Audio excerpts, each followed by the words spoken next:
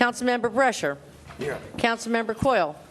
Councilmember Deal. Here. Councilmember Gomez. Here. Councilmember Joshi. Here. Councilmember Patel. Here. Council President Chip Freeman. Here. Adequate notice of this meeting as required by the Open Public Meeting Act of 1975 has been provided by an annual notice sent to the Home News Tribune, the Star Ledger, and the Sentinel and News India Times on December 13, 2019, and posted main lobby municipal complex on that same date. Before you start, Mr. Brescher, when you speak, could you really get the microphone near you and talk louder? It's impossible to hear your words of wisdom. Will do. Thank you. Okay, at the present time, so that we don't prolong things, we have a presentation to make to William Enoch. All right, please have the family comes up and Mr. Enoch up front. Thank you.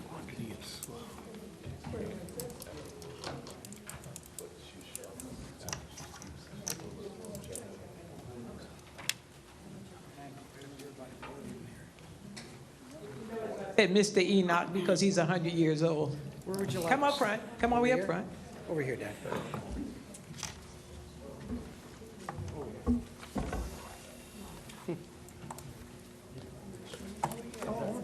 Right over this way. Yes. The young lady who came to your party was a very good party at all. All right. Turn this way. Face around. All right. All right. Mr. Enoch has been honored for his work as a veteran. He's been honored for a lot of different things he's contributed to Edison, but I seen it fit for someone who's turning 100 years old, this town, who lives in this town, to be recognized. So Mayor Thomas Lanke and the Edison Township Council hereby honor William Enoch on his 100th birthday for his dedicated service to our country and his contributions to the Township of Edison. Thank you so much. Oh, thank you.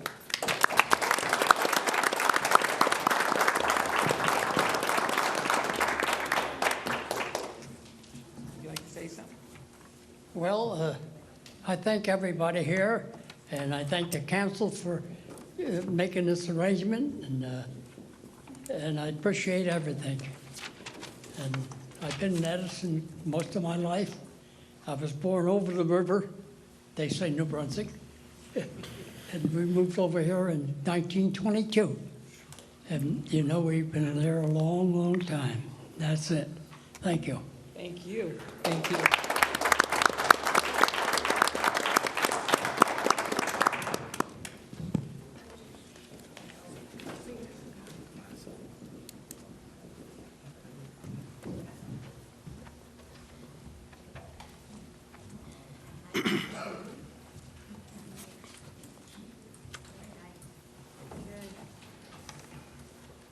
All right, the regular meeting and the combined, any comments? Or any, Review of minutes for just work session. did anybody want to say something? Yeah. Would anybody in the audience like to make this, like to comment on Mr.? No comments? All right. Moving right along. Any comments about the regular meeting of January 8th, 2020, or the combined meeting of January 22nd, 2020? All right, if not, I'll have report from all council committees. Starting off with Brescher. I don't have any at this time. Who's next?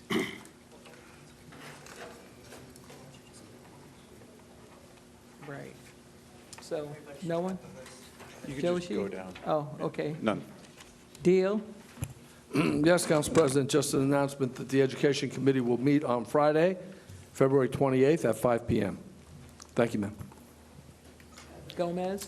None at this time, ma'am. Patil? None at this time. I've had different meetings gathering up information from different groups. seniors, recreation, and in a week or two, we'll be able to have like a meeting, because we just was assigned our committee. So moving right along, at the next meeting, you expect to hear from each one of us. All right, so now we have the points of light. On February 12th, all township offices will be closed in observance of President Lincoln's birthday. On February 24th, 2020, our next meeting, we will have the Board of Elections here in the lobby with the demonstration of our new voting machines from 5 p.m. to 8 p.m. On February 25th, which you guys don't want to miss, is the mayor's State of the Township address is at the Pines Manor. He will be speaking at 7 p.m. On March 10th, we have the school bond special election from 12 p.m. to 8 p.m. All right, now, from the Department of Finance, A, B, C, and D, any comments at this particular time?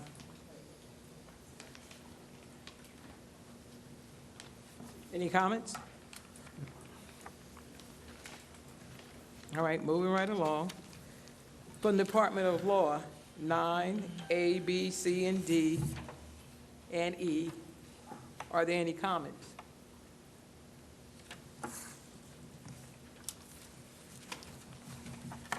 Ten, from the Department of Planning and Engineering, A, B, C, and D. I'm adding D to the agenda. Are there any comments on A, B, C, and D that was added to the agenda? All right. All right, from the Department of Public Works, 11, A, B, C, D, E, F, G, H, and I. Are there any comments on that? Moving right along. From the Department of Recreation, 12A. Any comments on 12A? Number 13, from the Department of Water and Sewer, 13A, B, C, D, E, F, G, H. Are there any comments on the Department of Water and Sewer? Moving right along. From the Chief of Police, 14 is A, B, and C. Any comments on those three? All right, from the Township Clerk, 15A. Are there any comments on that?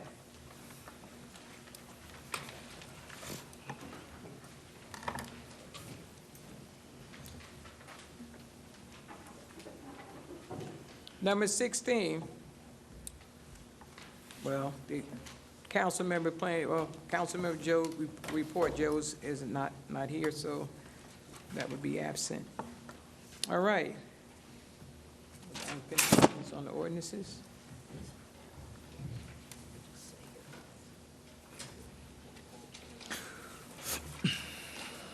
I'm going to pull this. All right, we'll be having a public hearing on okay. All right. We'll be having a public hearing on ordinance 63, ordinance 64, and ordinance 66. Ordinance 65, I would like to motion to carry it to the next meeting. Second. All in favor? Aye. All right, that's carried to the next meeting.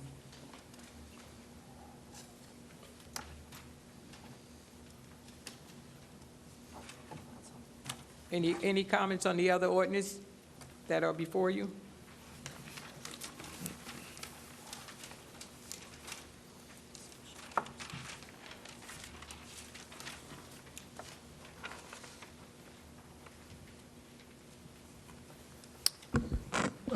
Council President, Yes. just one question. I know Mr. Northgate had mentioned that 2066 was going to require changes. Are we good to proceed, or? Yeah, I thank you, Councilman. I would have forgotten. I finally got, not finally, sounds like I waited too long. I received comments from Labor Council on 66, and they are recommending some changes. There are some things in there that don't appear to comply with state law, that would be, don't comply with state law. So I was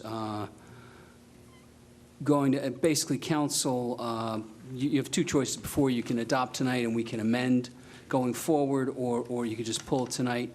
I'll get the changes made. I'll circulate those to council before the next meeting, and then you can take it, review it, and, make sure that it's still, in complying with state law, it still comports with, the purpose of adopting the ordinance in the first place. So that would be council's choice as to, I think the safer course would be to pull it, but I understand there's also some support for moving it along, so that's council's choice. Mr. Northgrove, what are the recommendations that were made by the attorneys?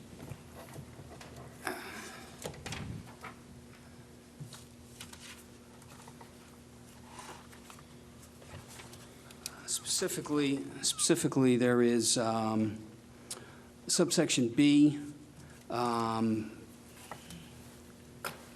The way it's currently written, it seems to suggest, it reads that the town would not be required to continue accrual of time during a period of military leave, irrespective of whether the employee is deployed to a combat zone. So the change, B and C both make changes, distinctions between combat zones and non-combat zones. And Labor Council's advising that that distinction should not appear in the ordinance. There is an obligation where it says the township can stop accruing the agency, township can stop the accruing of agency time off, including vacation, personal, or sick days, and they also suggest that be deleted as not being consistent with state law. There's another one, the next bullet under C has that the town can stop making pension payments, but the township would buy the time back if the employee buys the time back. And what council advises is that they suggest that provision be deleted because the township must continue pension payments for the employee while on military leave, even when paid military leave expires, regardless of whether they're deployed to a combat zone or not.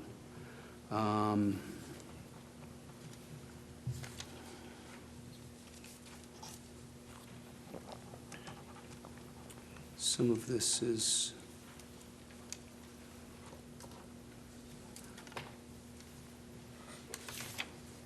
It's a lot of changes. Do you think that we should table and reintroduce? if I don't think I can't, there's. That's when too you- many amendments. When you adopt an ordinance, sometimes you can make what I would call a scrivener or a writer's change that does not affect the substance. And if that's the case, then you can just make that change and continue to your hearing.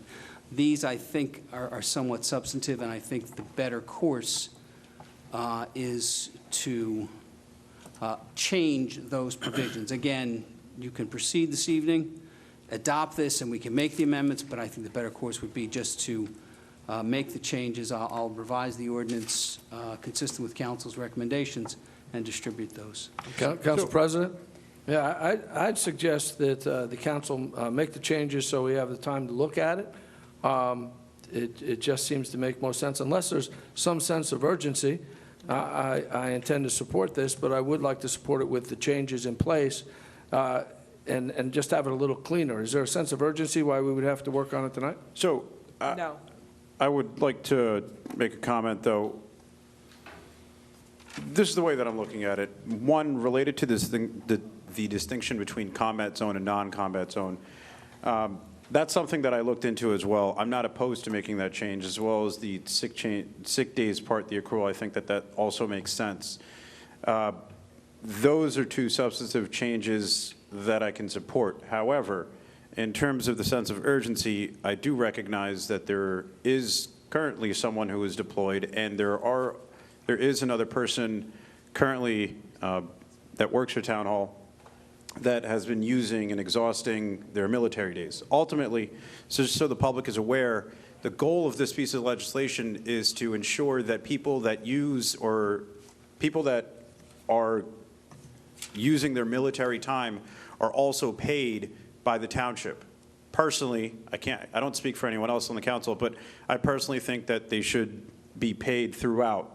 And my sense of urgency, the way that I'm viewing this is in terms of voting on it, is I would only support tabling this if we were to make the amendments in the future and then they are also retroactive. Because right now, I think that every day that passes, Right. there's, is that something we can do? Can we make it To my retroactive? understanding, the reason why it's not urgency, the mayor made a, what you call, I'm going blank on this. Executive order. He made an executive Right. order on this already, so nothing will be lost if we wait and get all the information and do it the proper way. This, as I understood it, Council President, to your point, the purpose of moving this ordinance forward was to codify the existing executive order, because an executive order can be withdrawn Yes. by the executive in their discretion, whereas an ordinance would only be able to be withdrawn by a vote of the council after a public hearing. So that was my understanding. So I think the concern you have about making sure the employees are protected, they should be protected.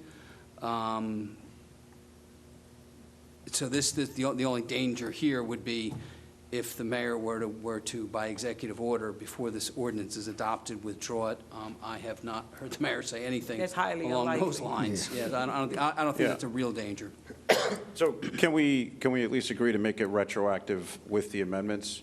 Because otherwise we are technical, and I'll give you the example right now. There's an employee that currently works in town hall that's used their drill time.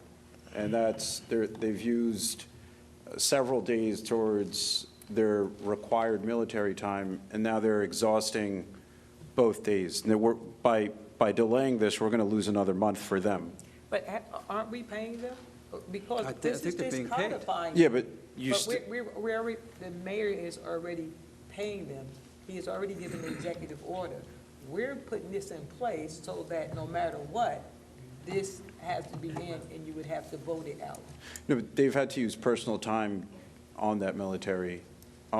They've actually both individuals have used their personal time to take off, because if it's not a required military, if it's not like they're going to war, for example, if someone has to go to Texas for training, they've had to use their personal days. So I'm not opposed to delaying it as long as we make it retroactive. Yeah, I think I could take a look at whether there's any problem with making it retroactive. I'm not aware of any issue with that. But if I understand you correctly, you're saying that the executive order does not allow for this time, which appears to me to be state law requires that. The distinction that was made here is that this was more restrictive than state law is on the issue, and that's what you can't do. State law provides a floor. You can't go below, what state law establishes. But I understand what you're saying. You want to make it retroactive. I think, unless someone from council tells me they're opposed to that, I will certainly incorporate that to the extent that there's no prohibition on doing that. Sure. So in terms of what you said, the sense of urgency for me, I do feel that there is one. I'm perfectly fine with voting on it tonight and making the amendments. If you don't want to, all I ask is make it retroactive. I don't know what. I think that we should do it right. I mean, I know the executive order has been in place, and it was favorable to the employees, obviously. So I don't think the concern is, and there might be a disconnect, but this ordinance wouldn't really change much, or if anything, from what the executive order already says, other than maybe the definitions of combat zones and so forth. But, I mean, if we're going to do it, we're going to do it right, because you're going to vote on it, then it goes to the mayor, there's the stop period of 21 days, so Yeah, so, so apart from the person that was currently deployed, there's also another person who has been using their personal time. So that's, yeah, My but I don't know understanding, that, 2 weeks will not make that big of a difference, but to get it good and get it a clean one, Okay. rather than adding something here, adding something there, to get a clean ordinance, we can wait the 2 weeks. 2 weeks is not gonna, it'll be different if you said months down the road, but we're talking 2 weeks, that's all. We're talking 2 weeks to get a clean ordinance, to get it through properly, through the proper channel, and to go along with what the state has said is the correct thing to do.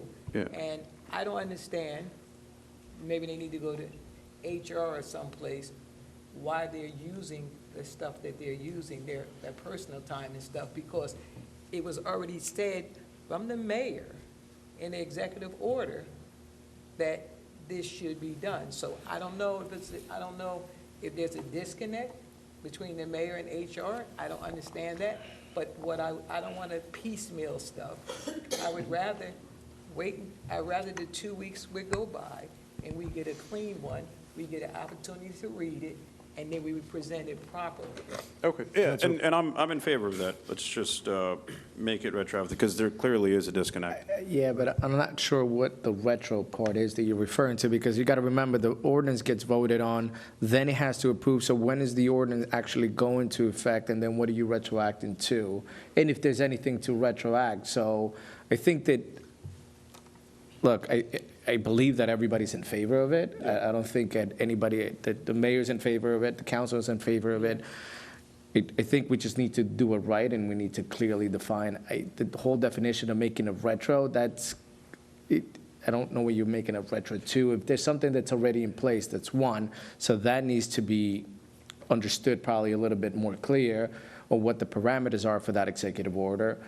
Because if that executive order is very much in line with what we have here, then there's nothing that would make it applicable to be retro, right? So, Well, the specific part that I'm referring to, the specific part I'm referring to is any employee that has used personal time as time off, that should be retro. It shouldn't count towards their personal time. Military days should not be counted towards personal time. And as of now, I do know that has happened. so Council President, can I ask Yes. a question to the attorney? If we pass an ordinance here, and there's something that's against state law, the state law would trump that anyway. So if we Correct. approve this, right, by just law of the state, all these changes that you're recommending would actually take place of this ordinance anyway? Or is there something in if- there that's not state law that they're recommending? There's certain provisions that the ordinance went beyond state law permissibly. You granted more benefits than state law requires. That can be done, and that is still in the ordinance. There are other provisions that were more restrictive than state law, and those need to be changed. But I think the short answer is we'll make it retroactive to tonight, because that's when it would have become Okay. operational anyway. And, yeah, I mean, you're right, it would be 20 days from tonight. Right. So, and then you don't lose any time. And honestly, my review of what I read here, one of the things that caused me the concern in the first place was that I think much of what you're trying to accomplish was already covered. I think the question Councilman Joshi was raising is covered both by the executive order and by existing state law. But it doesn't matter. We'll make it retroactive to as if it were passed tonight, which, as the clerk just reminded me, would be 20 days from tonight, because that would be the estoppel period. So that whatever risk that may have been out there that would have been harmed, would have been helped or cured by adoption tonight, will still be cured by adoption as of tonight. We're 20 days from the estoppel period. Okay. So there is a motion and a second, and I think, Motion, who's making the motion? so moved. I thought Councilman Deal made the motion. I'm not sure who the second was. Is there a second? Is there a second? what are we, To carry it. oh, yeah, the second. introduction next meeting. Yeah, second, I'm sorry. And just to be clear, it will be reintroduced at the next meeting and then adopted, a meeting following. All right, roll call. Councilmember Brusher. Yes. Councilmember Deal. Yes. Councilmember Gomez. Yes. Councilmember Joshi. Yes. Councilmember Patil. Yes. Council President Ship Freeman. Yes. Okay. All right. So it will be reintroduced. That's two. All right.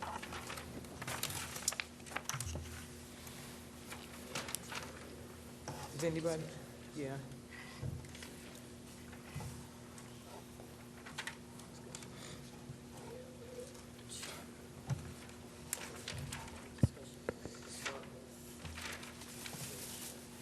Okay, now we have discussion items. Council Member Brescher?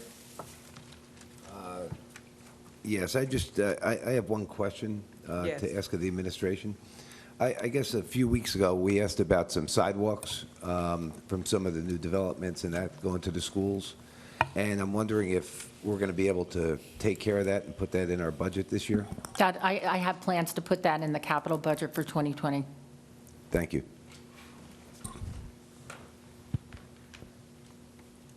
That's it. That's it? Yes. Okay, well, he's not here. Councilmember Deal, None, ma'am. Councilmember Gomez, None, ma'am. Councilmember Joshi, None. Councilmember Patil, None. none at this particular time. All right. Okay. Are we moving on to the regular meeting? Okay, I don't have to make a remark. Motion to approve the regular meeting, January 8th, 2020. So move. Second. All in favor? Aye. Motion to approve the combined meeting, January 22nd, 2020. So moved. Second. All in favor? Aye. All right. Okay, it says Council President, I don't have any remarks. The remarks were already made for Mr. Enoch, you know, who was 100 years old, so we're moving right along. I don't need to talk all night. All right. Unfinished business and ordinance for further consideration in the public hearing. Please read ordinance, let's see which ones, okay, the two, okay. the different ones. 2063. All right. Ordinance adopting the Patrick Avenue redevelopment plan, Block 203, Lot 17, qualifier C003, and Block 206, Lots 1A and 2 through 15, for such properties in the area are bound by Patrick Street and Route 287 pursuant to local redevelopment and housing law. Okay, motion to adopt. Oh, excuse me, open to the public hearing. Motion to close the public portion. Second. Okay. Next. Now for motion to adopt. So move. Second. Roll call. Councilmember Brescher. Yes. Councilmember Deal. Yes. Councilmember Gomez. Yes. Councilmember Joshi. Yes. Councilmember Patil. Yes. Council President Ship Freeman. Yes. All right, the next ordinance.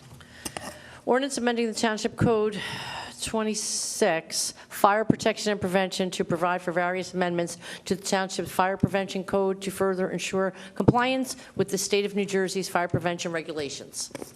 Okay, this is open now to the public.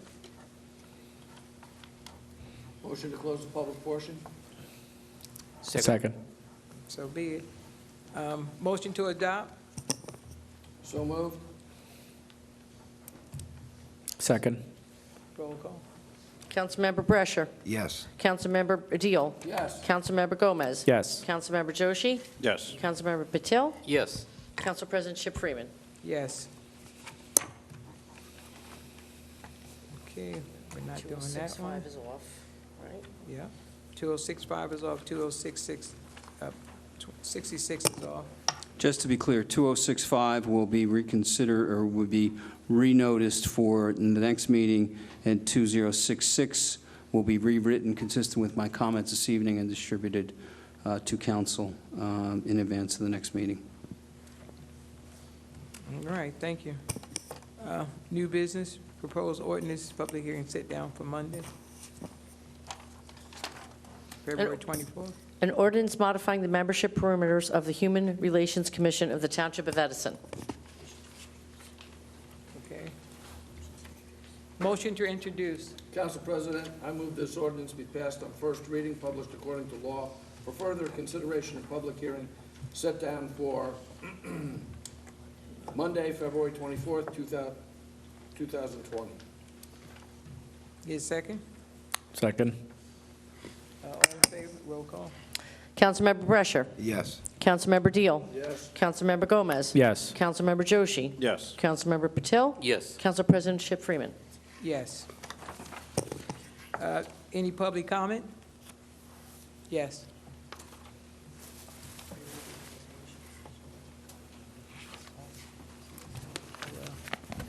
Just to be clear. Just to be clear, not yet. Yeah, well, it's public comment on the resolutions only. Yes, Yeah. yes, yeah. On the resolutions, Walt Stoschel, 2118 Oak Tree Road. Let me get to the page. On 086, on the license agreement with the county with respect to the medium. What are we proposed to do here? What is going on?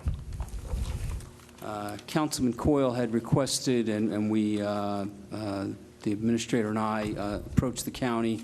They will turn over the maintenance, if you will, of that median to the township for, mowing of the lawns, planting of trees or vegetation, what have you. The actual physical construction of the median will remain with the county. So if the curbs fall apart or whatever, that'll be on them. All we're going to be responsible for is the upkeep of the median.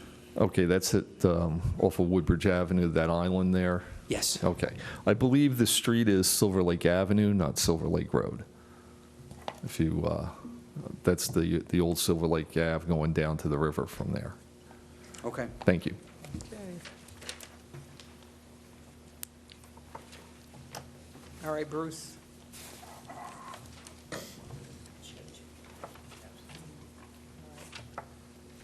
Bruce Diamond, 74 Calvert. 3 questions. Number 79, how do we already have a refund due people for their water bills?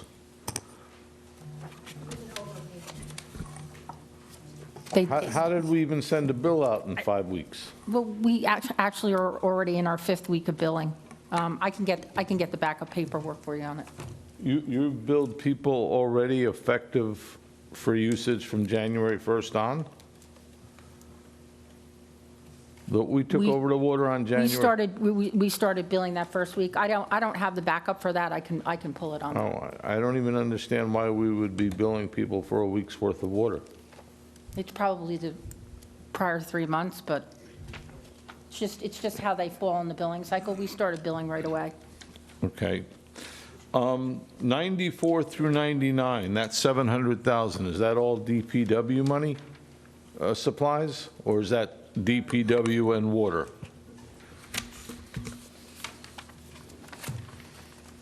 This is all DPW. So the water department doesn't use any of their fill or rocks or stone? Not yet. Maybe as time goes by, but right now, this is just for DPW. And how do we account for them taking a truckload of rocks? Well, they're not taking a truckload of rocks right now, but if they were, I would have an accounting of that. Gotcha. We'll have separate contracts for them in the future. Okay, and 105 through 107, that 400,000 in equipment, that was what was talked about in the beginning of the month, or this is new? In the bond, that was the original bond that Bond. we went out for, yes. Thank you.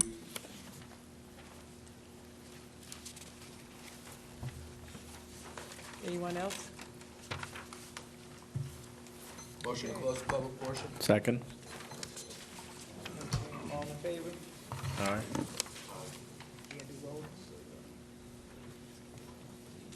Oh, excuse me. Does anyone want to pull any resolutions for a separate vote?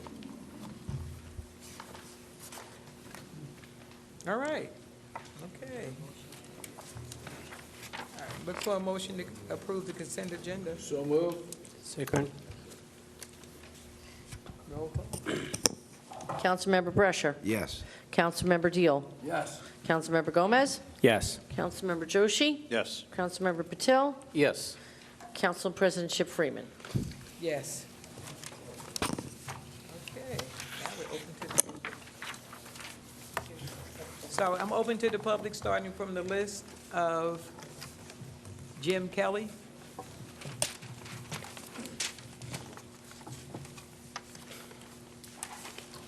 Jim Kelly, Route 27, Edison. The light that up here on the end of the boulevard and Route 27, they finally put the delayed green that I've been asking for going back to Mayor Coy, as far as I remember.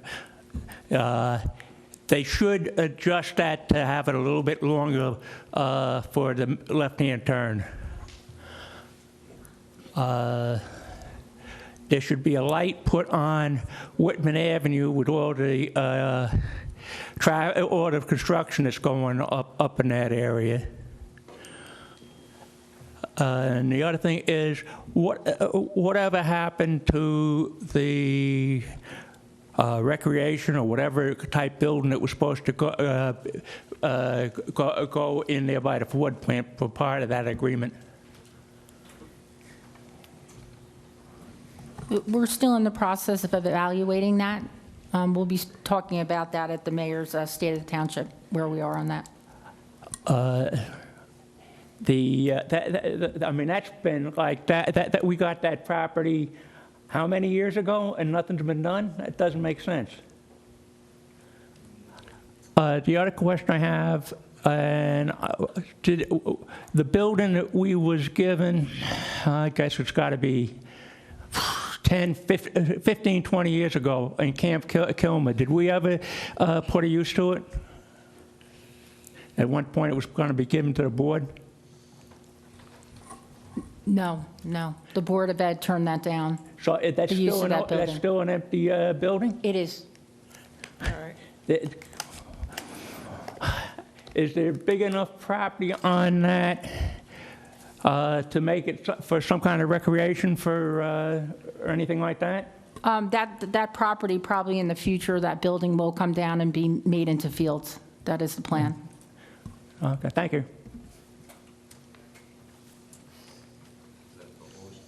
Anthony Diamorin. Diamorin. It's okay. Council President, it's okay. No worries. I'll just say Anthony. Anthony Diamorin, 15 Rodack Circle. First on Council President, on the Committee of the Whole, and I'm just speaking to you because, to be quite honest with you, it's speaking to anybody else right now. Rich wasn't here for the Committee of the Whole either, so he gets a pass too. But do we have a cost so far on what it's cost us for the Committee of the Whole yet, total? And is that bill still ongoing? Yeah, I believe it's 20,000. It's cost us 20,000 so far? Okay. Is there a new timetable, or are we still under federal jurisdiction? It's under, the Federal Postal Inspector Agency is the lead on it, and we can't do anything apart from it. You know, it's a shame because the town has lost complete faith in this process, Council President. It really has. You know, when you run for office and you're called things like a racist, a felon, and you can't defend yourself. It's hard to defend yourself against that. So we hope on investigations like this that could clear the name, because you can't prove a double negative. It's almost impossible. So I'll leave it at that for right now. Council President, can I comment on that? Yes, guys. Because I'd just like to kind of give you a little update. As we all know, the Committee of the Whole was to look into the racist flyer. It kind of degenerated itself into looking into something called Peoples for Progress. Correct. Which, at the end of the day, you know, we dragged some Board of Ed members through the mud to try and get to the bottom of it. Even though I myself happen to be a lead witness that knows for sure and had evidence that it was the PR firm, the guy Tony there, that actually sent out those flyers for Peoples for Progress, but I myself was never called, okay? Because what it turned into was a political witch hunt, basically, to try and defame other politicians. Excuse me, within Mr. our Brescia, town. excuse me. Yes. Please state, in my opinion, it was a political witch hunt. Don't indict, a whole lot of people and stuff. Well, okay. Right, in my opinion. In my opinion. In my opinion, because when I go back and I look at it, the first Committee of the Whole took place a week or two before a committee meeting to pick council candidates. okay? And when the political pressure and those people wouldn't come along, those people then got called in front of the committee of the whole for them to be testifying. Right. The next one came in the primary, where they then, it looked like, again, it was the same people who were the opposition to Team A, Right. the lanky team. Okay, now, after all of this goes through, to be perfectly honest with you, I believe the committee of a whole was political, in my opinion. And I believe that Team A should reimburse the town, whatever money it is, for using it for a political tool. But that's just my opinion. Just to stop you, I mean, Yeah. I disagreed with that in the beginning, but it's becoming, to me, in my opinion, more and more clear like it has been a political witch hunt, in a sense, and a political disaster. Well, let me- I mean, because we haven't, because what we... Excuse me, I was going to tell them there's no back and forth, but you Okay, finish- yeah. finish Yeah, up let me your just time, finish. Yeah, Because then what happened was, when I got on the council, I asked for all the information, okay? And I was given partial information. And then I requested it again, and I was given more partial information by the attorney that was doing this. And then I had to ask Councilor Northgrave to help, of which he was able to get me, I'm going to tell you, probably 99% of the information. But it took 3 requests to kind of make this thing happen, because for whatever reason, since I wasn't on Team A, and I wasn't trying to make other people that were part of that team look bad, right? Nobody wanted to get me the information. But the part of the information I still don't have, and as a councilman, I'm entitled to, because I'm entitled to have any and all information that I need to make decisions, is there were 2 names, from what I understand, that came out from the fingerprints. I still have not received those 2 names. Now, I don't know if the council, if Councilman Joshi, or if it's the attorney, or who has these names. And when they say that it was under, like, a federal investigation, I think that's a lie. It's either a lie, or I'm being withheld information again, because I asked for any and all information. And if there was an email or anything that was sent that said, hey, we're under federal investigation, you cannot talk about it, you can't do this, I would have received that document. But I didn't receive that document.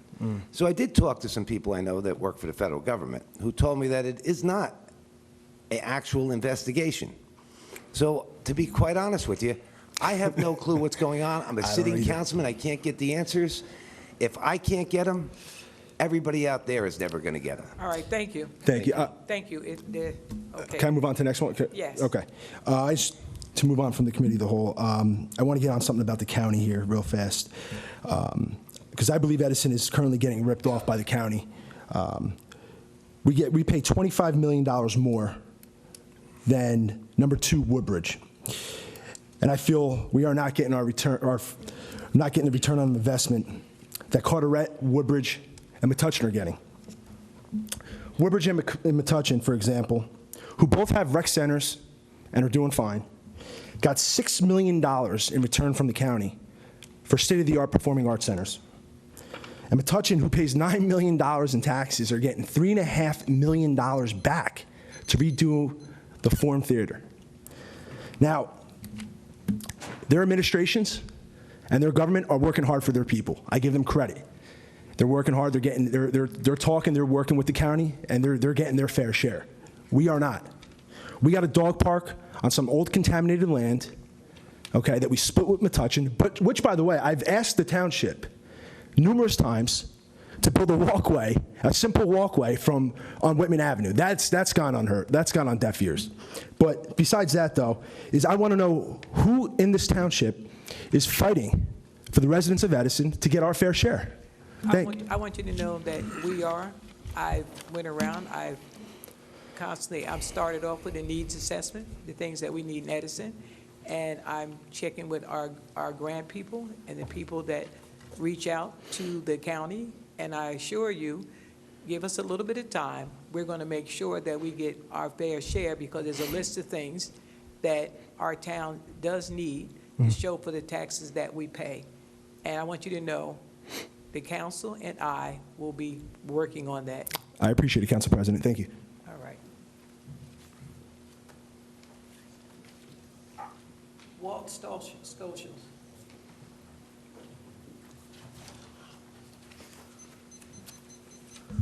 Walt Stoschel, 2118 Oak Tree Road.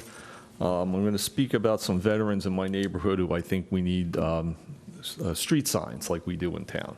On October 14, 1944, 19-year-old Frank Losi was a member of Company G of the 116th Infantry Regiment, battling a strongly held enemy position along the Siegfried Line on the French-German border.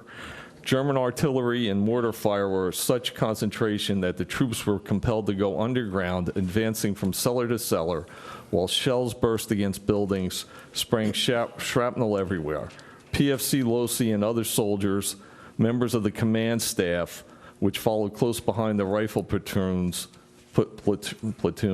responded to the cry for help, left the comparative safety of the cellar which sheltered them, and in a nearby courtyard found a severely wounded soldier. And even as mortar shells were exploding in the immediate area, they carried the man to the cellar where he was treated by the company first aid man. The outstanding courage and unselfish devotion to duty displayed by PFC Losi under such conditions reflect great credit upon himself and military service. For his action, Frank Losi was awarded the Silver Star. Frank Losi grew up at the corner of Plainfield Road and Marion Street in a house that his mother and father converted from the old one-room Oak Tree schoolhouse. Frank went to Oak Tree School and was a track star at Metuchen High. His parents divorced in 1933, and he was raised by his mother, who remarried in 1940.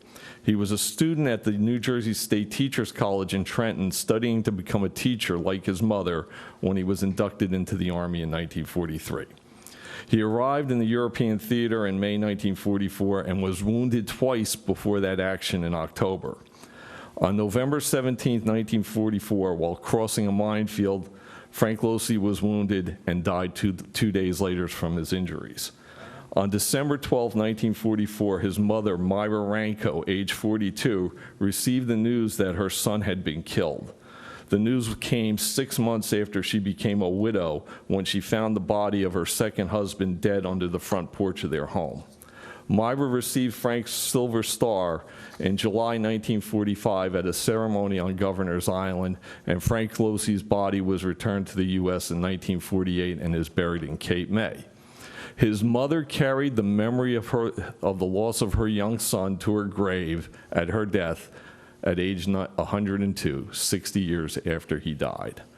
I would like the council to forward this information to the Veterans Committee for consideration of a placement of a street sign. In January 1983, an Edison resident named Bob died at Kennedy Medical Center. He had an interesting life. Born in Fanwood in 1899, he joined the Army at age 18 and was a lieutenant in the artillery during World War I in France. Returning home, he went to college at Yale and then went to work for the family company. Upon the death of his father, he became president of that company at age 29. When World War II started in 1941, he re-enlisted, becoming a colonel in the Quartermaster Corps, and was in the procurement division, and after a period of time in the European theater, he received numerous awards and commendations. After the war, he returned to his family business, and in 1948, he became chairman of the Federal Reserve Bank in New York. In November 1952, during the Korean War, Bob received a call from a retired five-star general who said, "Bob, I need you to give up your company position, take a pay cut, and re-enter Army service at this critical time." He said yes to President Eisenhower, and Robert T. Stevens became the 4th Secretary of the Army, the highest civilian post in the Army. As Secretary of the Army, Bob handled the Korean War demobilization and led the Army when it was under assault from Senator Joseph McCarthy during the Army McCarthy hearings, which led to the downfall of Senator McCarthy. He also wrote a famous memo in the 1950s that gave the reasons why not to get involved in the Vietnam War. After stepping down as Secretary of the Army, he went back to work and then retired to his home in Edison on Woodland Avenue and his 45,000-acre ranch in Montana. Robert T. Stevens served the country in 3 wars and is buried at the U.S. Military Academy in West Point.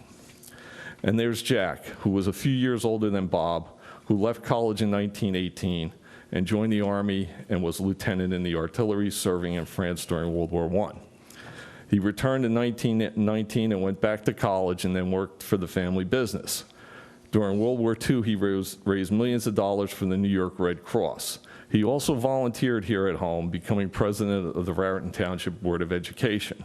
He led the board through a period of great expansion during the post-war baby boom. All the while, he was chairman of a major United States corporation. It's because of that leadership, Edison named the high school after him, John P. Stevens. John P. Stevens died at his home in Edison in 1976 and is buried in Hillside Cemetery in Scotch Plains. While we recognize him for his service to the children of the community with a high school, we could also recognize him as a veteran with a street sign. And finally, Ezra was born in Oak Tree section on Plainfield Road. The son of Melanchthon and Anne Marie Ayers Carmen, Ezra Carmen went to the one-room Oak Tree schoolhouse, and he was taught by the great teacher Bethune-Duncan. In 1861, Ezra joined the U.S. Army, becoming a lieutenant colonel. He was wounded in the right arm at the Battle of Williamsburg in 1862. He fought at the battles of Antietam, Chancellorsville, Gettysburg, Chattanooga, and then joined General Sherman on his march to the sea. On March 13, 1865, he became a brigadier general. General Ezra Carmen died in 1909 and is buried in Arlington National Cemetery. I know of no higher-ranking veteran to have grown up in Edison, so I would like you to submit these names to the Veterans Committee for consideration for street signs. Thank you.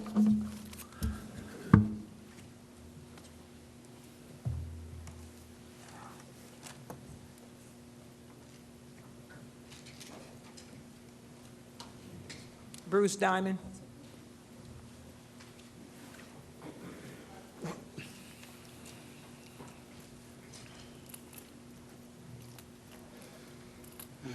Bruce Diamond, 74 Calvert. Really was the greatest generation, wasn't it? And they didn't have bone spurs. How convenient that was during Vietnam. The Edison Greenway Group would like to thank Jay Elliott for getting us a lovely booth and getting the opportunity to smell pickles for 36 hours at the Raritan Center, where we worked a booth supporting the Greenway. I know the council raise change was postponed, but I got to tell you, I know you gave me a list of a bunch of towns. When you look at the 3 towns that surround us, Piscataway, Woodbridge, and New Brunswick, they all pay less money than Edison. Again, I say, it pays what it pays. If you didn't like what it was paying, you shouldn't have taken the job.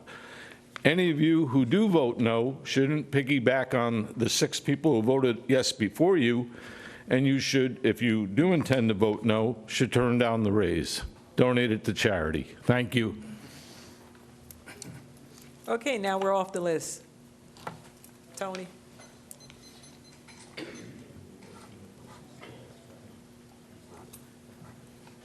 Tony T. Pasquale, 2 Pine Street.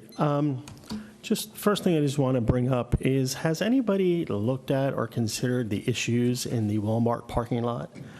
Because during I guess the weekend is usually the worst, but the lines going out onto, the main exit there is so packed that people are going into the entrance, going out of the entrance on Route 27.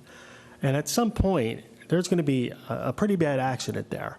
It just seems like when that whole design was done, they really didn't factor in the, all the cars that are going to be, we're going to be in there, and the cars that are exiting during these busy times. But, I'm waiting in line there, and you see cars just going into the, the entrance on 27, and it's like, at some point, like I said, there's going to be an accident. So I don't know if anybody has, it's been going on for a long time. So I just don't know if anybody has ever, really looked at that, and maybe have either a police officer there to look at that, to stop people, but it just gets worse and worse. And with these warehouses being built, and I'm not going to complain about them because it is what it is, but there's going to be more traffic on Vineyard and 27, and it's just a dangerous area. on those busy days, I avoid that whole area on the weekends because if, I'm going to be waiting, 10, 15 minutes sometimes just to exit out of there. And then you have the other exit, by the Costco there where there's no light, and you have people dodging, cars just to try to make a left out of there. It's just a really dangerous thing. I don't know if it's Council President, just to tell you, Tony, that what happens a lot of times when you have these big developments put in as far as retail stores or stores like this, the design looks good on paper, but once it comes to reality, not so good. Right. And especially what you're saying is exiting, because there's really just one exit out onto Vineyard. Exactly. One of the proposals that is suggested a lot is that by the Walmart side onto 27, that it be a right-hand turn only, because that would alleviate some. Making a left-hand turn there would be disaster. Exactly. Sure. But right now, you can't go there at all. So one of the things we are looking at is a right-hand turn there, and see if that makes it at least a little better. Like I said, as long as somebody's looking into that, it's just a tough situation. And the other thing I just wanted to just let the public know is that I have an opportunity on March 24th for any special needs parents or people with, relatives that have special needs kids. I'm working with an organization called SPAN. They're an advocacy group, and I'm having on March 24th at 6:30 at the Clara Barton First Aid Squad. I am sponsoring a 2-hour seminar by one of their presenters that's going to be speaking on parents' rights in the schools, and also how to create a special needs parent group within the town, like separate from, because the school has their own, but separate of just the parents. I do have a Facebook group called Edison Special Children that right now we have about 80 people on that are, most of them are special needs parents or some from the school district, teachers, that we're actually communicating with each other of what events are going on, different ways we can help each other out. So I'm trying to foster a group like that in the community to help special needs parents. And like I said, on the 24th, I hope this is a opportunity for parents in the town to learn about their rights in the town and how they can afford their children a better education in the school system. So again, that's March 24th from 6:30 to 8:30, and I do have opportunities for the future to do more of these seminars, from free locations to different speakers and presenters who have offered to come and speak to Edison parents for free. So if anybody wants to get in touch with me, they can go to the Edison Special Children's Group on Facebook and join that group, and always message me there if there's any questions, or any information about this meeting. So thank you very much. I want to ask you one question. Yeah. Does that group also talk about 504 plans too? I can let them, I'm sure they will, but I can make sure that they do if that's something that people may be interested in. In case other parents. Yeah, they're going to be talking it's a 2-hour, so they're going to be taking a whole span of all of the parents' rights and all the different plans, I'm sure. And I haven't gotten all the definite details, but it's going to be a pretty comprehensive program from the presenter. So I'm looking forward to that event. So, okay. Right. Thank you very much. Right there.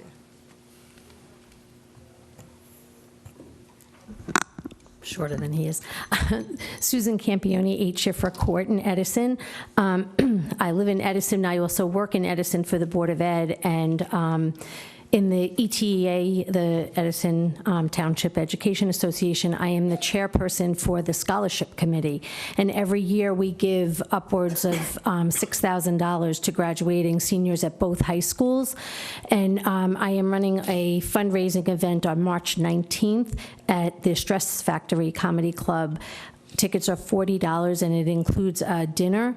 So if anyone is interested in purchasing tickets to help the scholarships, you can contact me at susan.campione@edison.k12.nj.us.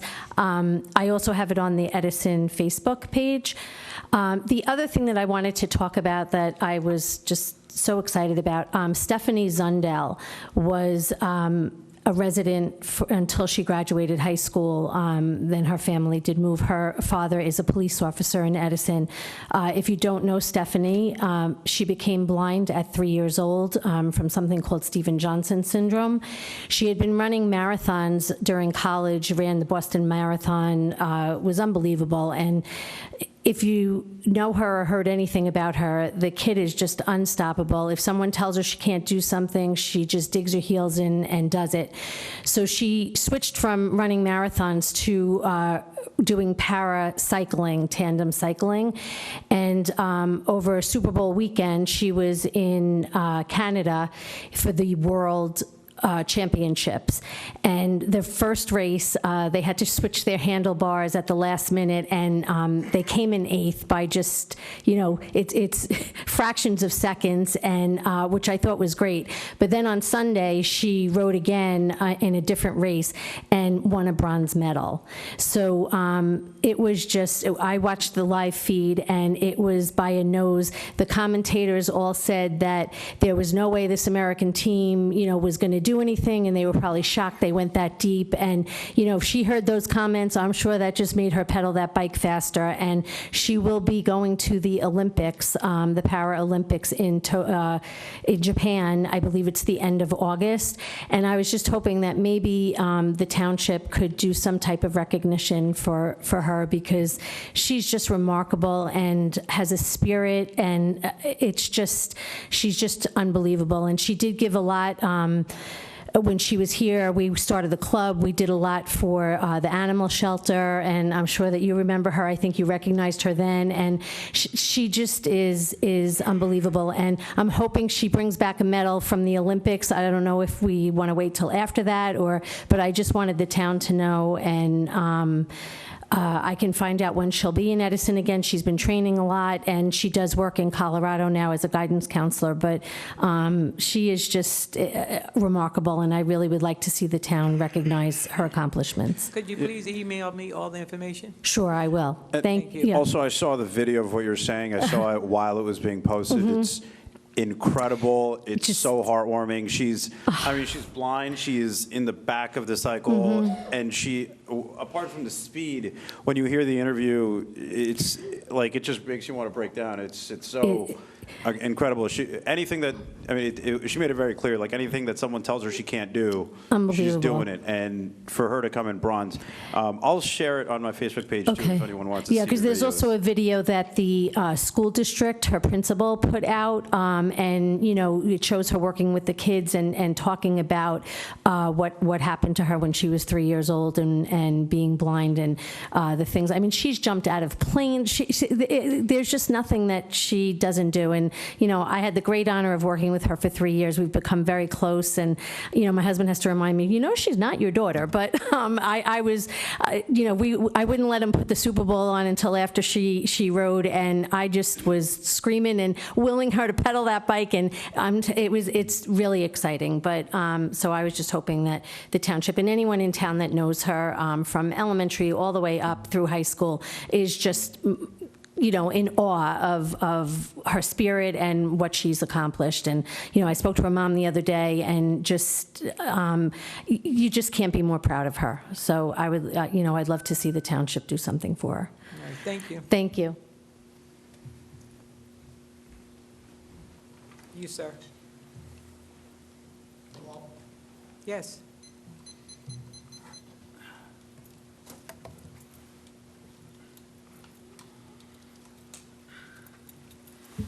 Waltz near Edison.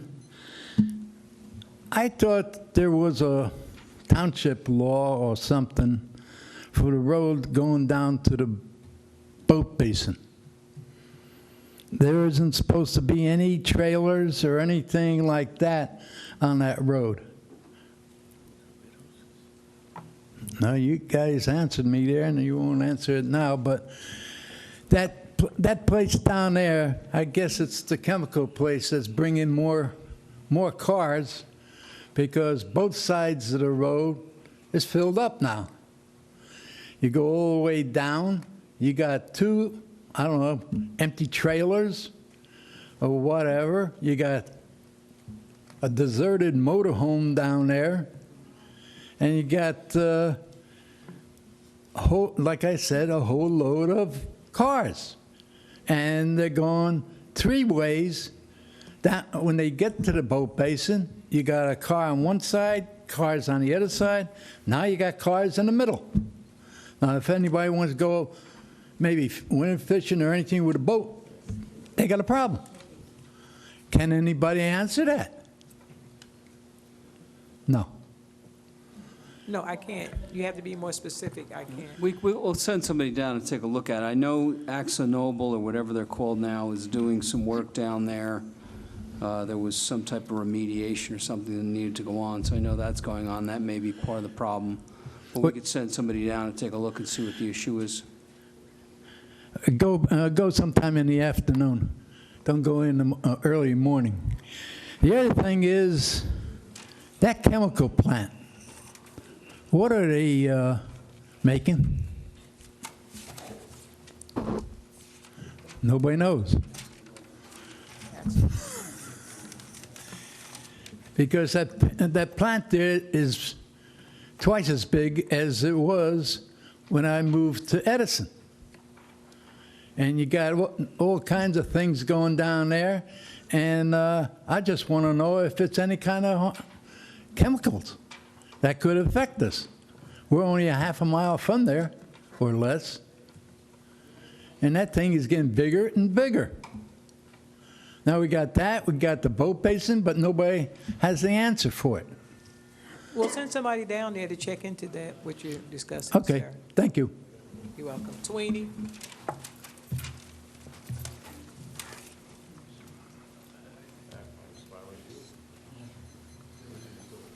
Rich Sweeney, 313 Sutton's Lane.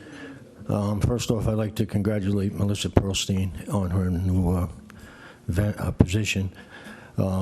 Me and her had, when she was a councilman, me and her had some to-dos, but, you know, especially in hiring a police director at the time. She'll expect you I in wish her Metuchen well. then. I wish her well. We're really losing a good person in this town. We're losing a good person. The other thing I'd like to talk about is if we could have our township engineer come out and check the railroad foundation for the bridge on Sutton's Lane, because I noticed today the pillar is sliding off the side of the hill. The cement, which fits up through the metal part of the bridge, which is part of the foundation, and we have a lot of trains that go by there. And I think, you know, I would contact the railroad, but I think the township contacting the railroad would have a better shot at it than I would, you know. They wouldn't even give me a train ticket to Metuchen. But anyway, that's all I really have to say, and thank you. Okay, Council President, we certainly should have somebody look at that. It's a very dangerous You look at it situation. right away and I've say been involved in a somebody lot should of be looking at structures it. in my Yeah. time, and when I went to the motor vehicle today and I seen that pillar sliding, you know, because kids walk past there, not only the weight of the trains and the chemicals that go across that railroad. It's just, I believe it's an accident. It's a very structural problem there. It really is. Thank you. Thank you. Council President, can I ask a question just kind of related to a lot of these questions here to the administration? In New York City, they have something that's called like a 311 system, where when there's issues, the issues get brought to the administration, they acknowledge receipt of it or the person that designates that department, and then they get back to those people as to the remedies that were taken or their answers. And then they have access to it. So, you know, like a council member could be able to look at those records and see what's happening and see what items are being taken care of and which ones aren't. Because I know items that come up, I just don't know if we take care of them or if we don't, because we never get notified of it. And I'd just like to have like a follow-up. Do we have a system in place for that? Well, we have a citizens request service if they utilize that, but if they're just coming to, council meetings, that's how we're finding it out here. But we actually do have a whole system set up, like you're saying, you could see what's in the queue, Okay. automatic reply goes out, then they get back to the person when they actually fix it. I get notified, the individual departments do. When people come to council meetings, then I'm just dealing with it, just through me, So- not that system. That's okay. No, but do we get access to that just to see that we know that everything's kind of being taken care of? You mean council? Yes. You haven't asked for access, but I'm sure I can get you access. Okay, yes, I didn't know we even had it. Yep. It's a great idea. Thank you. Yes.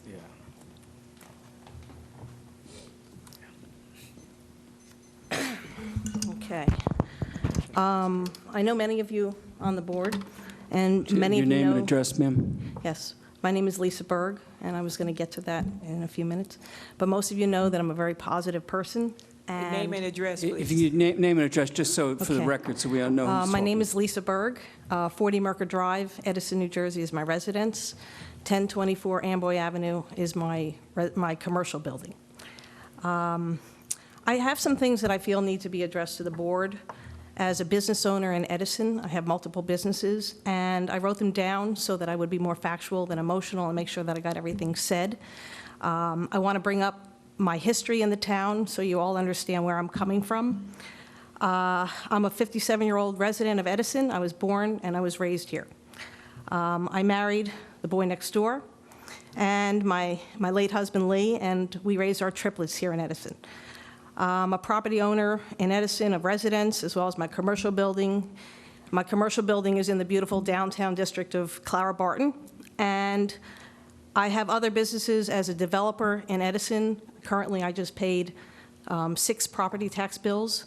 I am a real estate investor, and I flip properties, and I add levels, and I radically try and improve the quality of the homes in town and bring more value to the neighborhoods.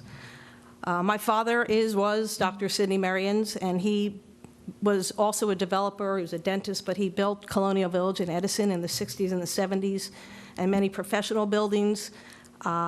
He was very, very involved in the, the development of a lot of commercial properties in Edison. My father-in-law, who's still alive today, he's 96 years old, is Leonard Berg. He was the founder and the person who started Berg Agency, the largest independently held real estate firm in the country, back in the 60s and 70s.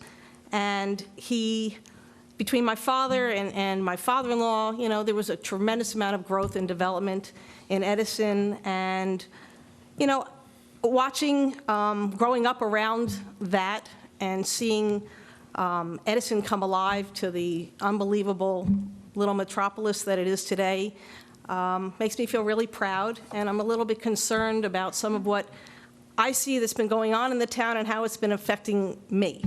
I don't know if my beef is with one particular individual.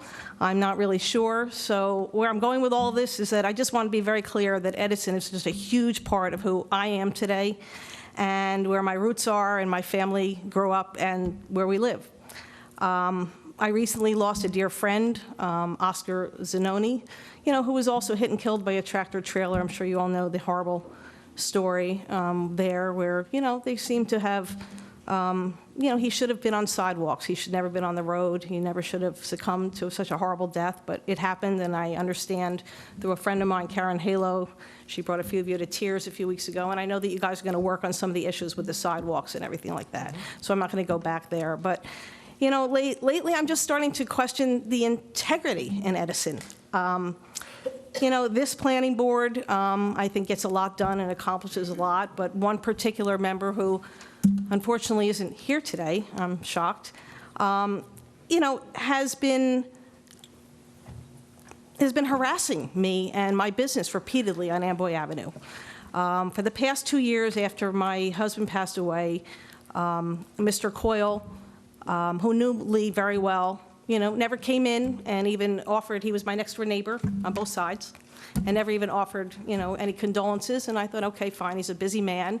But ever since that time, he's been sending officials to my business and questioning my windows, my storefronts, the amount of signage I have, taking me away from my day-to-day operations of my business to defend myself. My company in that building, apart from being the real estate investment business, is a marketing company. We do signage for a living. I have a license to do signage in Edison. I know the permit process very well. I'm very clear on what's allowable and permissible for signage. And I had a fight over and over again, and the people that kept coming out finally said and called Mr. Coyle and said, look, we're not coming out here again. What we see here is what we want on every business on Amboy Avenue. It's professional, it's clean, there's not too much signage, and we're not coming back out here. So I thought, okay, a victory won. But it didn't stop there. I have a van, a commercial vehicle, that sits in front of the building. We have a small parking lot in the back, and ever since the butcher came in next door, our parking has been compromised because it's a very small lot, and he has big trucks back there. And I let my employees park behind the building. We also let our vehicles behind the building. So I really need that parking lot. I can't let our vehicle on the street. It's a little dangerous for us. So the van sits in front of my building, and it moves all day long. It will go to a post office, it will go to a bank, it'll go to a customer, but we typically put it back into the same spot. We don't move it all around. I was told, because many times the police have come out and they've been, and I say this is because of Joe Coyle, and indirectly I find out that it is. One time I was told that it was the chief of police who sent the police officer out last week, and I know Tom very well, and it wasn't coming from him. I don't understand really what's going on and why I continue to be harassed. I'm trying to run a business. I can't be interrupted all day long to explain. I have cameras. I can show that my van is moving. It's not staying in the same place. If I put it across the street, I was told it's okay many times, just keep moving it around so it doesn't look like an abandoned commercial van. So I put it across the street. Then they yell at me because they can't see when they turn the corner. The van is there blocking that. I put it on the other side of the street, and they have the same complaint. I put it next door in front of the butcher from time to time, and he complains because he says he wants his customers to be able to come, pick up and drop off. I'm at a loss. I don't know what to do anymore about my van. I spend $13,000 a year for property taxes, which I'm always very current on and very punctual, and I have a commercial vehicle, and I think I'm entitled to, park it on Amboy Avenue. I'm not really sure what to do anymore at that point. But to make a long story short, the police who keep coming agree with me. They don't understand, but they have to come out. I was told last week that, maybe all that lettering on that vehicle isn't to code. I said, what are you talking about? Well, it can't be sitting here in front of your building. It may be a code violation. I letter vehicles for a living. I wrap vehicles bumper to bumper. There's no code violation. You're allowed to do that today in this world, to wrap and letter a vehicle. So again, I'm not really sure about, enough said about the van and the storefront. I just keep being harassed. I just don't understand it. And then the zoning board, I have 3 ADA levels that I'm doing, and it took me over 3 months on each of those properties to get permits. Probably cost me about $20,000. I'm at a loss as to what the zoning and the processes, the delays. There's been a lot of issues in getting these things approved in a timely fashion. And when I budget a project, I expect it to be going through the permitting department, the zoning and building in that timely fashion. When you go up there, they're not very charming. I mean, I do a lot in Woodbridge Township, at Colonia, Island. They're lovely. I go in there, we laugh, we're friendly, it gets in, it gets out. I can go to Colonia and make a living. And I love Edison, and I want to keep building in Edison. I want to keep seeing all the excitement that's going up in beautiful South Edison. It's coming alive like North Edison, and I want to be a big part of that. I think it's really amazing, and there have been a lot of issues with things getting approved through zoning, and I don't really know what that problem is. Over 3 months to get... Time. I let you go over that. Oh, I didn't know there was a time frame. Yeah, Anyway. That went up, but I let you go over Can a I just little wrap bit it up then? because- I'm Yeah, sorry, I didn't know there was a please. time. Okay. At any rate, to make a long story short, I really don't know what the answer is, and, certainly, anything that you can do to suggest to me what I can do to have better success in getting things through zoning and permitting, because I follow the letter of the law, and it just seems to drag on, and I don't know what to do anymore about my marketing business on Amboy Avenue and how I'm supposed to make a living with a van. I don't, know where to put it. I can't put it up in the air. So anything that you guys could suggest would be great. Right. We can take a look at it, but that's about all we can do because, Mr. Coyle's not here to answer you at this particular time. Yes, sir?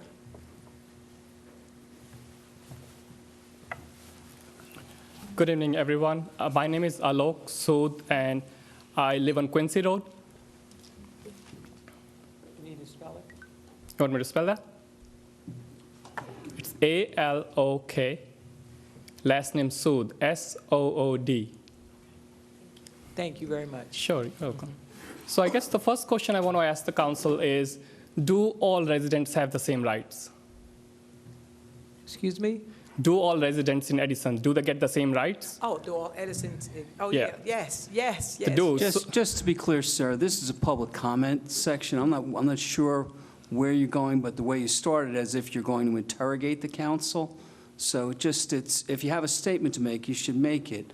But, certainly every council member who wants to answer your questions can, but if you plan on turning it into an interrogation, I will certainly advise the council that they don't need to answer if that's the mode we're going to take No, here, it's not what I'm doing. I just asked a simple question, I guess. I mean, because I feel as a resident, I felt that there are things where my neighbors, my adjoining streets, they have choices, but I'm not getting the same choices when it's services provided by the township.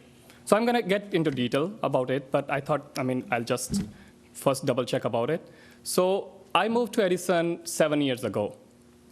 And I live in a district where the garbage is collected by the township. And based on my assessment, I had been paying close to more than $1,000 every year in garbage collection. I have a small family, and we don't even keep trash out maybe once in 10 days, and that too is also just quarter of the trash can. But I'm still paying too much. And on the other side, if you go to some streets close by, they have private collection. They have a choice. They can choose any provider. But I don't have that choice. So that's why I asked the question, do all residents have the same rights? If I do have the same rights, if those neighbors can choose, why can't I choose my own garbage provider? I can tell you that I have been involved in this issue numerous times over the past 6 or 7 years, whatever it is. There are certain sections of town that are in the garbage district. There are other sections of town that are not. There are some people who have asked to be brought into the garbage district, other people have asked to get out of the garbage district. That is the policy of the town, that if you're in the garbage district, the town will collect your garbage. So if that's your point about that, you're not treated equally, I understand your point, but otherwise, to change it would basically require an entire revamping of most of the operations of garbage collection in town. And it has been discussed, if council wants to renew a discussion on the issue, we could certainly do that, but is not as simple as saying, we're going to let you out of the garbage district and leave your neighbor in or what have you. No, I understand that and appreciate it. I guess, but do you agree that I'm not being treated equally then? I don't think it's on the question of being treated equally or not being treated equally. You're in the garbage district and you're paying to have your garbage collected. Obviously you believe you're being treated unequally, and I will certainly, I won't disagree with your conclusion, and I'll leave it at that. So I'm just asking for a choice. My neighbors, they have a choice. They can choose any provider, but I cannot. And the thing is, they are paying around $250 or $300 for the year, and I'm paying 4 times that. And it's just, it's not fair to us. So at this point, I like to appeal to the council president to put a resolution for it. I think, let me just clarify. The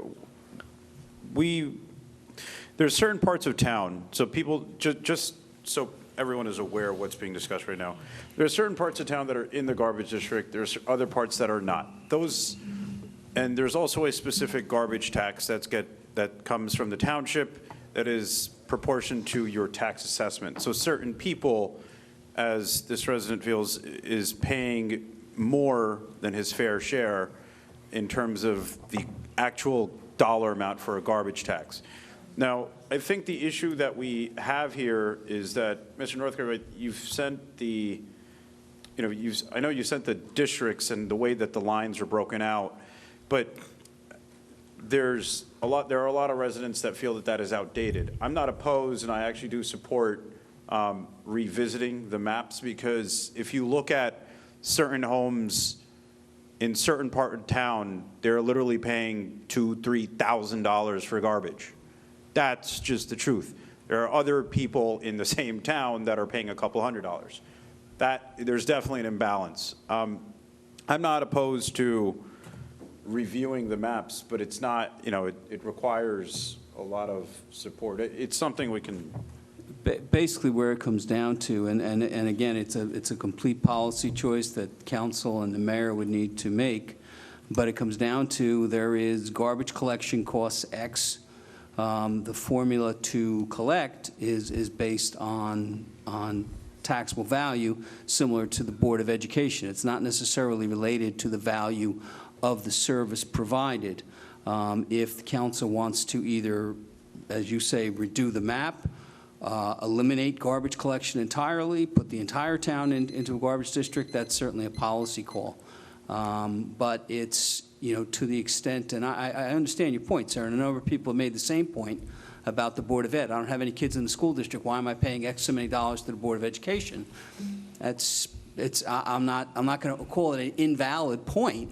It's just that is the system that is in place. And and I understand you feel it's unequal, and I respect that's your impression.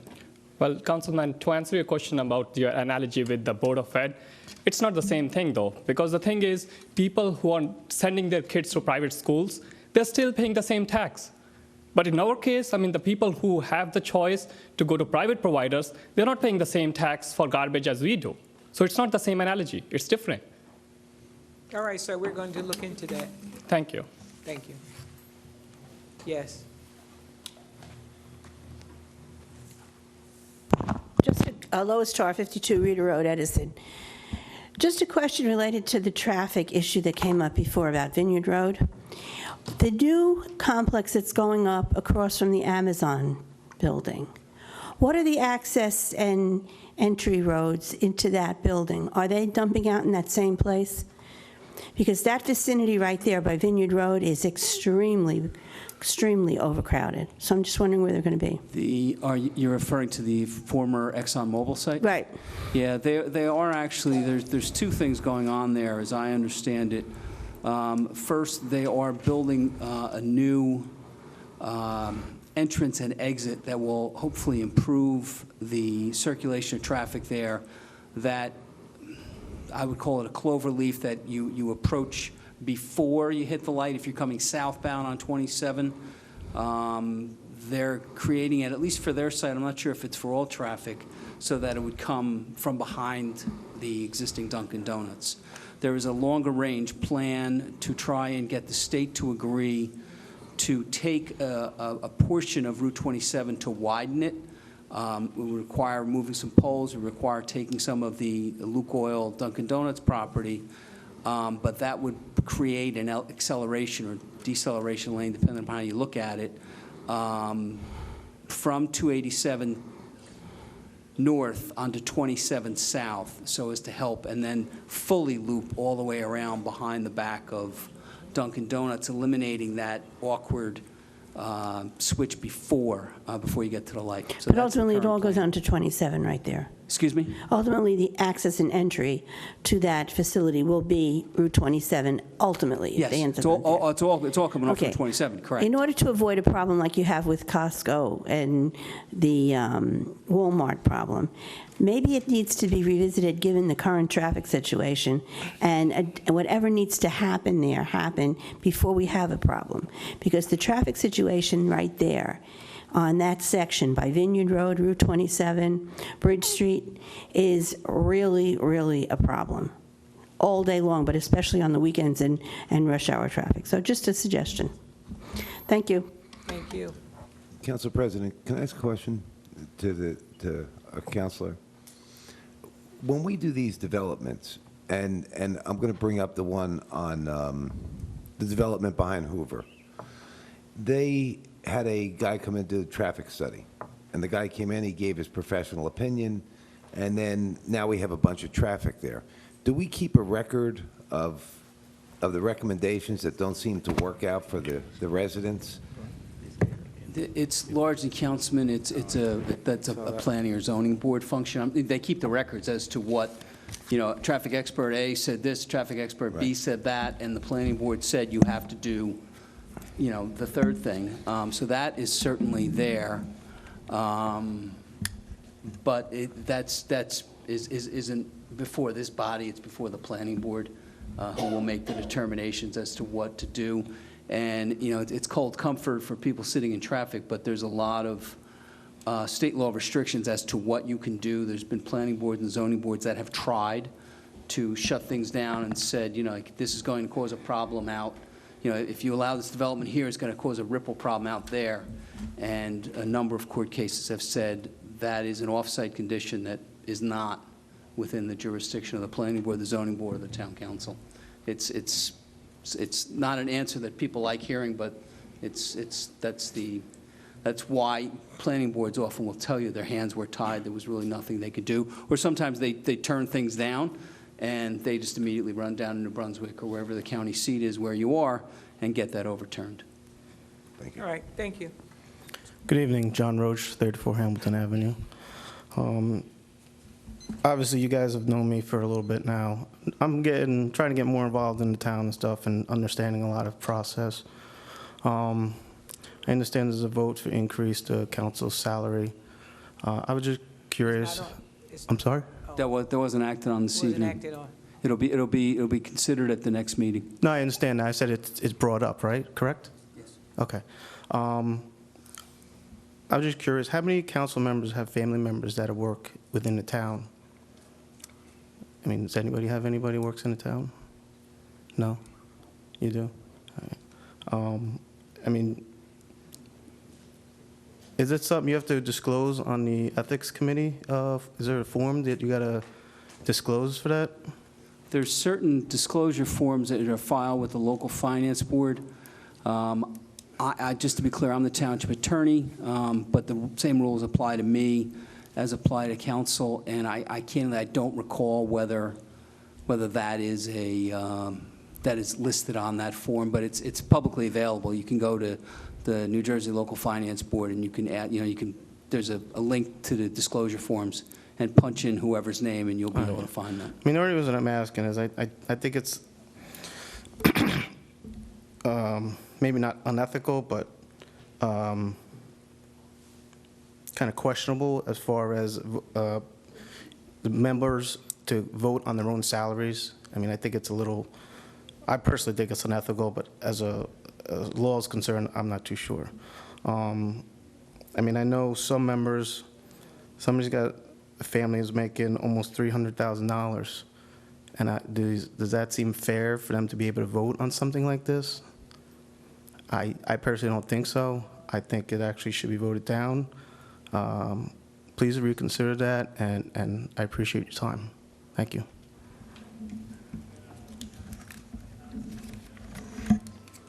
So we'll get your sign, sir. Oh, sorry. Thank you. Yes.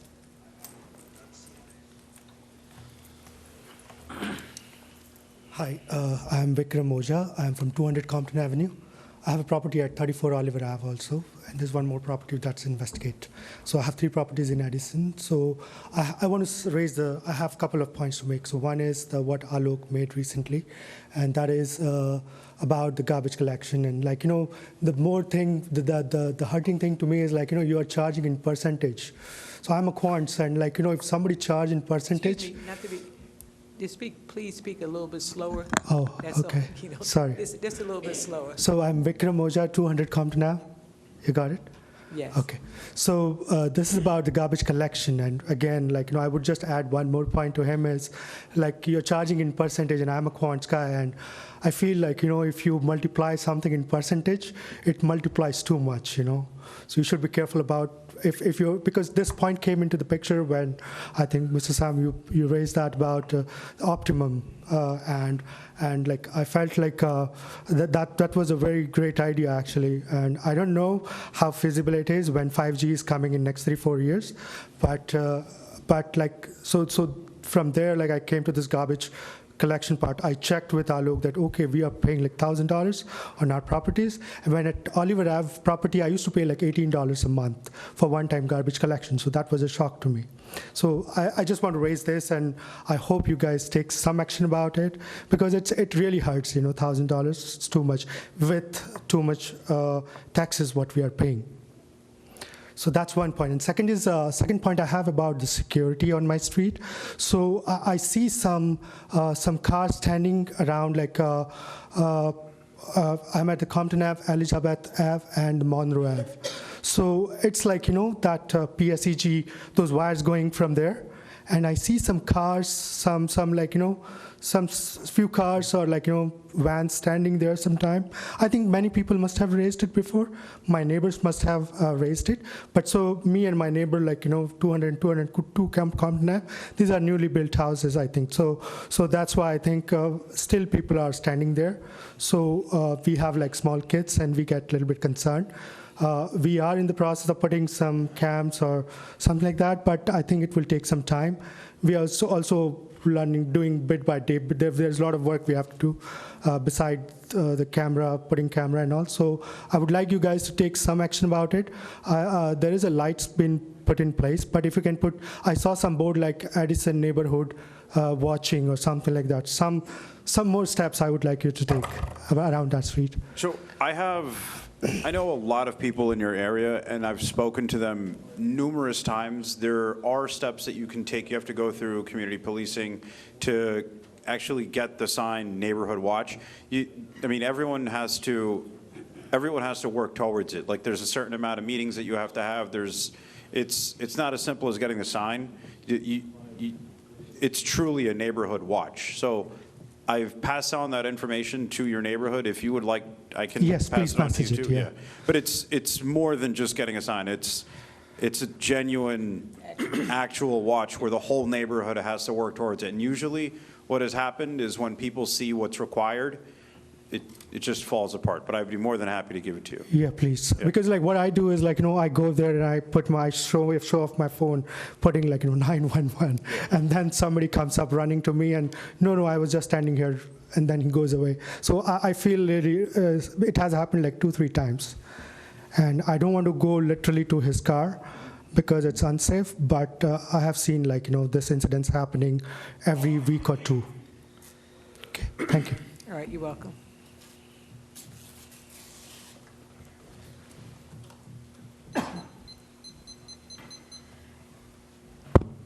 Hi, my name is Sudhir Upadhyay, 58 Utica Road, Edison. What's your first name again? Sudhir, S-U-D-H-I-R.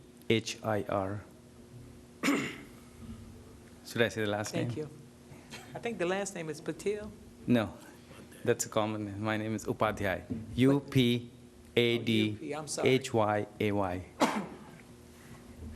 You spoke so fast, I'm sorry. It's fine.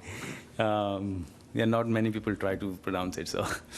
So I would like to actually raise the same concern that Alok and the other gentleman raised about the garbage taxes. You mentioned you'll look into it, right? And this is the answer we received multiple times. We'll look into it. From me?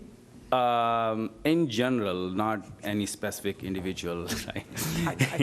No, sir, just to be fair and to be clear, we did. We have looked at this issue. Since I've been here, I think 7 years now, we've looked at it, and the determination was made to leave the system as it was. That's, again, a policy decision made by the mayor and the then council. Again, this council indicated they may want to reconsider that. So I don't want you to think it was ignored. It was looked at, it was reviewed, and there was a decision not to make any changes. Understood, thank you. But let me repeat this, right? Even though it is considered unfair, but it is left as is. Is that fair? Yeah, I know you probably don't want to hear this, sir, but if you think about it, if your house, if you're paying, if you have a $200,000 house and you're paying $10,000 in taxes, and your neighbor has a $100,000 house and they're paying $5,000 in taxes, you're both getting the same level of security from the police department, the fire department, DPW, all of those things. But you're paying twice what your neighbor is for the exact same services. So the garbage district really is nothing more than that. It's taxation. It's you may, if you have a nice big beautiful home and you pay a lot of taxes, it feels it could feel unfair that you're paying a lot more than your neighbor for getting the exact same services. But that is what the situation is. So you can either eliminate the garbage district and let everyone go to private hauling, or keep it as it is, or have the entire town go to a garbage district. The entire town, like I believe Woodbridge they collect all their own garbage, and I believe they pay it through taxes. So it's and I'm speculating on that, but that's the situation. If you have, if the entire town goes back to a garbage district, then it's just going to be a cost absorbed into your taxes, and whatever that garbage district costs is what is going to be passed on to the taxpayers. So those are really the three issues, and there's never a good choice. Usually in government, there's never a good choice. You're going to, whenever you make a choice, you're going to leave someone feeling like the choice wasn't necessarily in their favor. But that's really what it comes down to.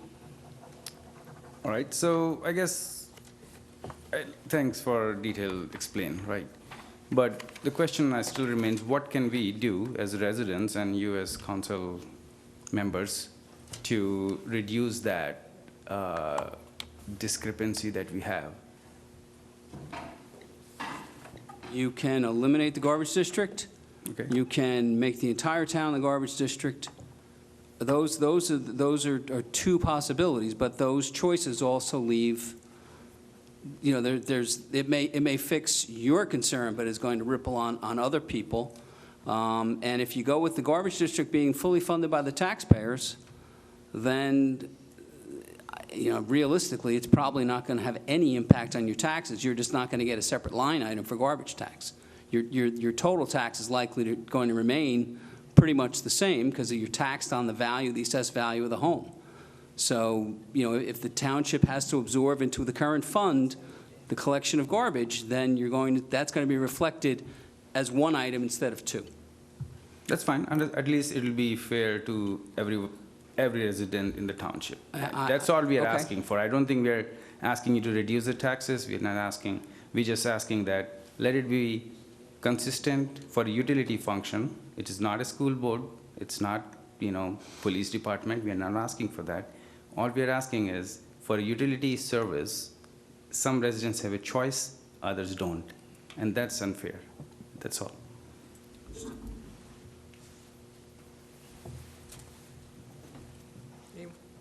Yes.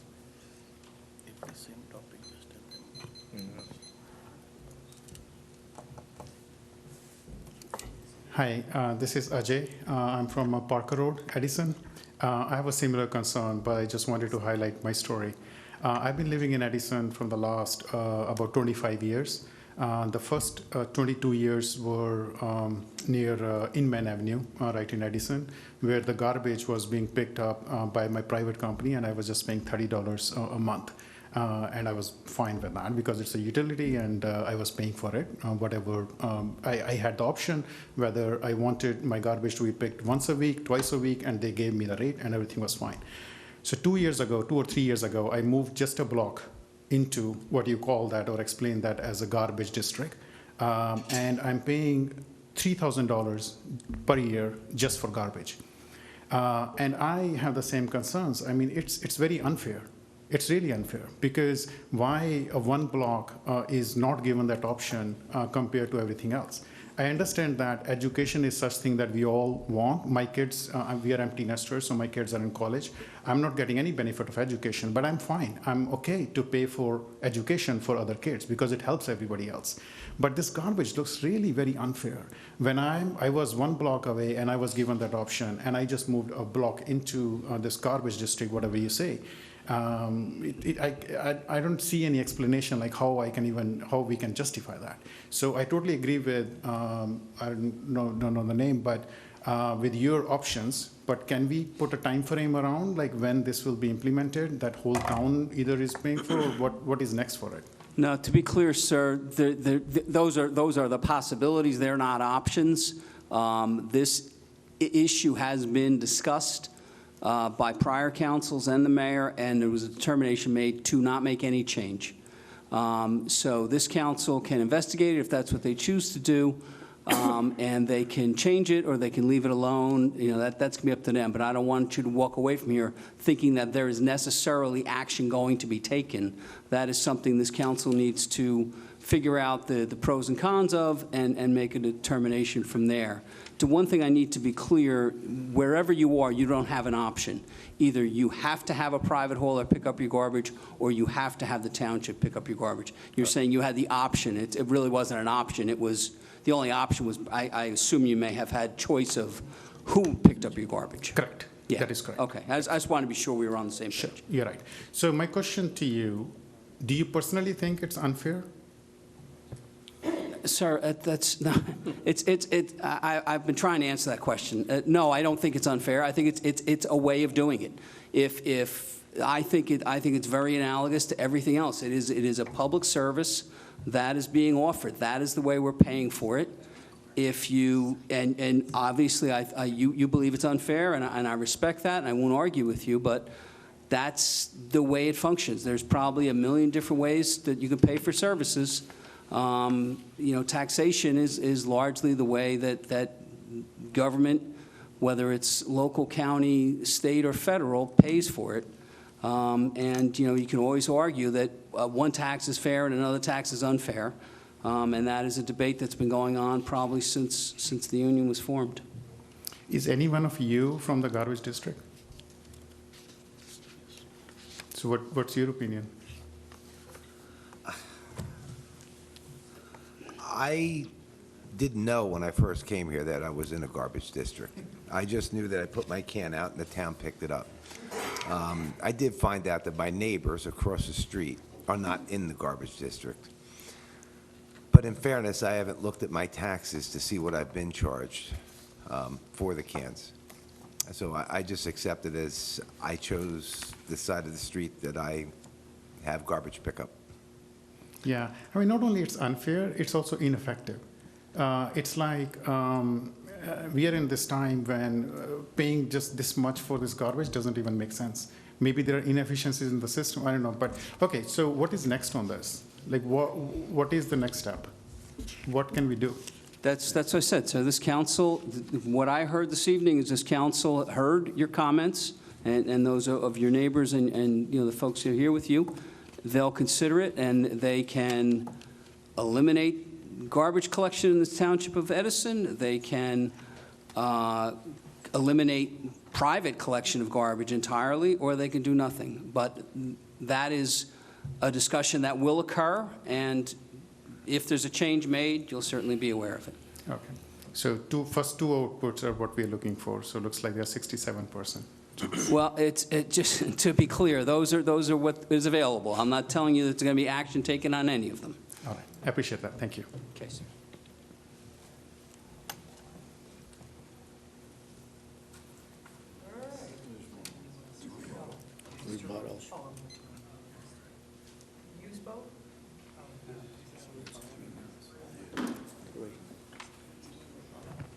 To be clear, sir, the only thing you're allowed up here for is to rebut any comments anyone made. You've already spoken, so if you're rebutting something someone said, please take the microphone and you'll be limited to 3 minutes. No new business? That's what we were doing all night. I mean, that didn't come up when you spoke earlier? I did, but there's a different issue. No, that's, Yes, no?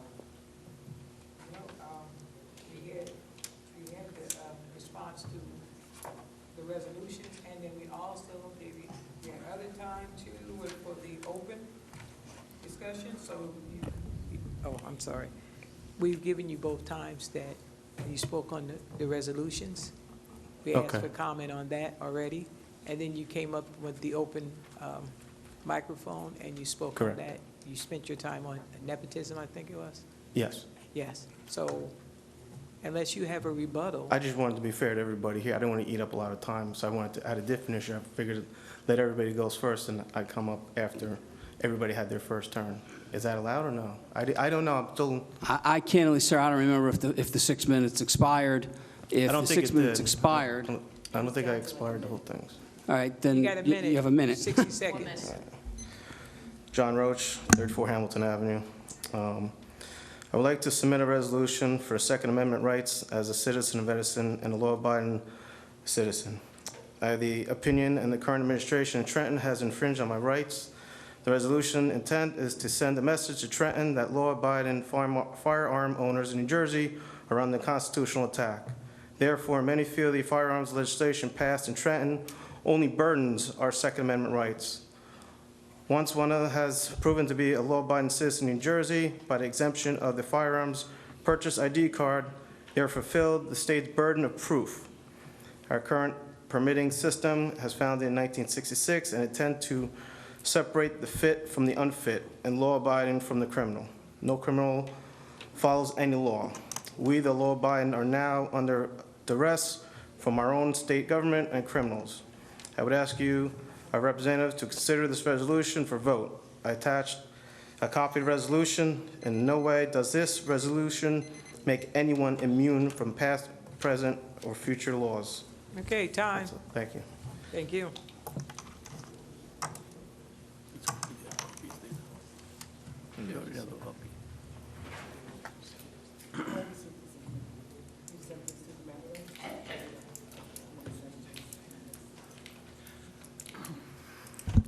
Good evening. My name is Alex Bierman. I'm from 6 Oaks Road, East Brunswick, New Jersey. I just wanted to make a comment on the prior resolution that was brought up.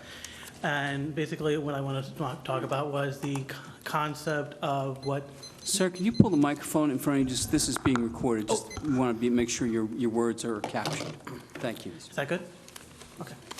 So I just wanted to mention that the Supreme Court of the United States had mentioned the supremacy clause that said that any law that the state or subsequent lower authority were to make a law that would try to override a federal law would be considered unconstitutional. So I just wanted to see if the council here would consider that resolution to protect the federal protections that we have through the Constitution. That was all.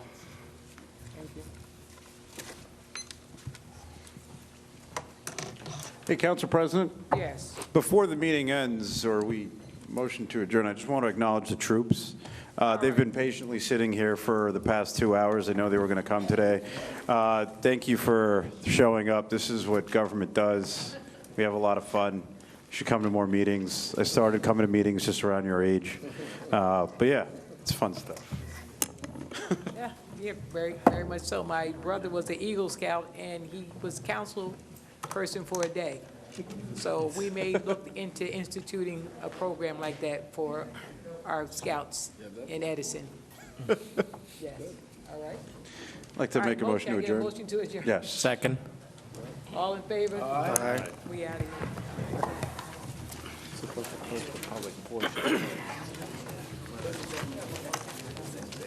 here. Yeah.